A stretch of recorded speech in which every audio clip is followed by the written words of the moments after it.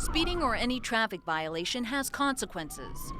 Routine patrols stop violators, but when it comes to enforcing one of the city's newest ordinances, it's a long learning curve in this evolving area. We're talking about what Asheville calls homestays, ads on sites like Air B&B and VRBO, where residents open their doors to visitors looking for affordable accommodations. If you're going so far as to make your house a homestay, to rent out, make a room available in your house, that you're doing it because you need that income. In November, the city made short-term rentals and overnight stay in the entire home illegal.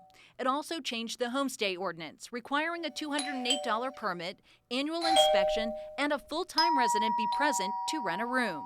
But 6 months later, with short-term rentals still listed and hundreds of homestays still on Airbnb and VRBO, many Asheville homestay owners have passed on getting a permit. I guess I had assumed that maybe after the previous council adopted the changes to the homestay rules that there would be a flood of applications of people trying to come into compliance with those new requirements, and it doesn't seem like that's actually happened.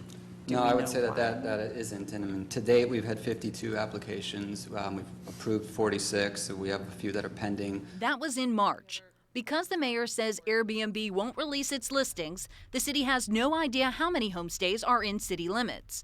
But it's reviewed 58 applications and issued 51 permits. I think there are still a good portion of properties out there that are operating as illegal short-term rentals, and we do recognize that we still have a lot of work to do. Since November, the city has issued 40 violations or warnings and 3 citations, which included a fine, all resulting from complaints. The city's enforcement officer told me over the phone and also reported to council in March. Limited information online has kept him from correctly identifying more violators. So I did a little searching on my own. I spent about an hour sifting through some of the listings on Airbnb, and I used Buncombe County GIS to match up addresses to homestay owners. And hitting the streets to do some sleuthing of my own, I identified several homestay owners who still don't have a permit. This owner agreed to talk with us on the condition that we'd protect his identity. We just simply rent out our house sometimes when we're not here to share it with someone else and help pay the mortgage. Do you have any idea you might need a permit to do this? No.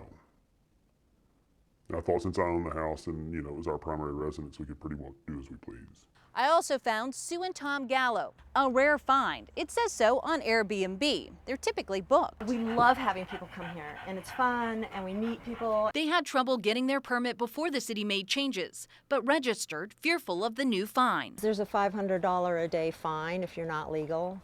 And they don't just give you the fine, they send you a warning with it. That's a good incentive.